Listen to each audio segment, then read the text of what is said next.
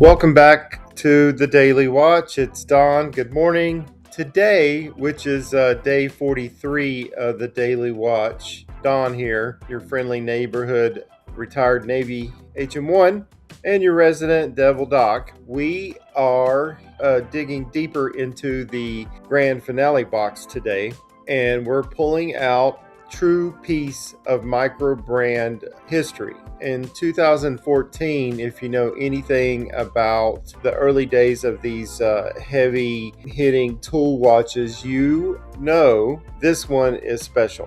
Today, we are putting the Android AD646 Stance Automatic under the lights. Now, before the brand became Aragon, they were putting out these absolute spec monsters under their original name, Android label or Android USA. This specific model features design work from Tung Choy and J Aviator, and man, it shows. I will be totally honest with you. Right out of the gate, the main reason that I bought this particular watch comes down to the pure aesthetics of it. Purple happens to be one of my favorite or absolute favorite colors. It's my birthstone. I just love purple, and they've nailed it on this dial. It's vibrant, it pops when you frame it with this massive raw kind of brass unidirectional rotating bezel. It's just an incredible contrast. Throw in the high loomed indices and it's a pure showstopper of a piece. But it's not just a pretty face. This is a 45 millimeter stainless steel tank, as is the custom from Aragon and Android watches. So it's boasting a massive 500 meters of water resistance, but I want to talk to you about the engine for a second. What powers this watch? So underneath the exhibition case, you've got a 21 joule Sea-Gull TY2806 movement. Now, if any of you know, Sea-Gull has a long history of producing good quality Chinese movements, and maybe we'll do an episode on Sea-Gull. Why did they choose this Chinese movement over a standard Swiss ETA Stylita? I mean, that makes you ask the question, right? Well, around 2014, the industry was feeling the kind of ETA squeeze. The Swatch Group started restricting Swiss movement supplies to independent, microbrands.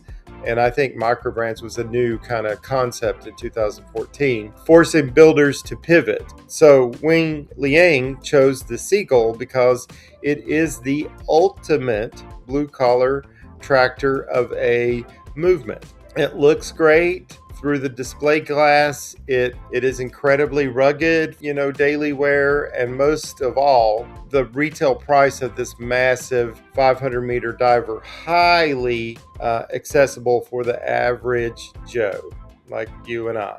So it was perfect. Pragmatic choice for the bench. And if I recall back in 2014, I didn't have a lot of money. I didn't go out buying really expensive watches, but I did buy a really good quality watches that I feel you get more for the money. A lot different than, say, Invicta watches, which, I don't want people attacking me because I have something against the Invicta watch, but Aragon, I think, just does a different kind of take on watches. So if you've been around this channel for a minute, I try to give you the most honest reviews that I can. And from a real world daily wear perspective, as much as I absolutely love design and the engine choice of the AD646, it has one major tactical flaw. And I don't know if you know what that is, but if you take a look at the size of this screw down crown here,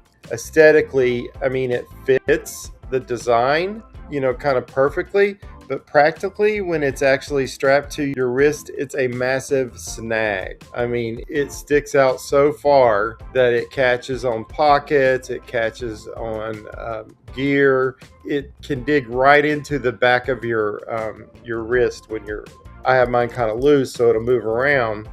But it's an awesome weekend piece, and maybe not the most practical choice if you're out in the field, I guess. But you know, it's a nice looking watch, and I really appreciate it, and it's not one I'm going to be moving along. So the AD646 proves that sometimes as watch collectors, we buy a piece just because it looks good, right? Even if the ergonomics aren't a like 100% perfect. So I want to pass along to a question to you guys. Do you own a watch that you absolutely love the look of the case shape, or the crown makes it a nightmare to actually wear? Let me know down in the comments what you think. Leave me a comment or two about what you think about those particular kind of issues that you might have. So make sure you hit the subscribe button and follow along on Instagram at HatleyDE, or here on the Devil Doc and DMV channel, which I think I'll be changing. But I hope to see you guys back for day 44, and have a good rest of your day. All right, everyone, thank you so much for watching. Don't forget to subscribe to Devil Doc and DMV, that is DVLDOC and DMV, and make sure to follow the hashtag DailyWatch.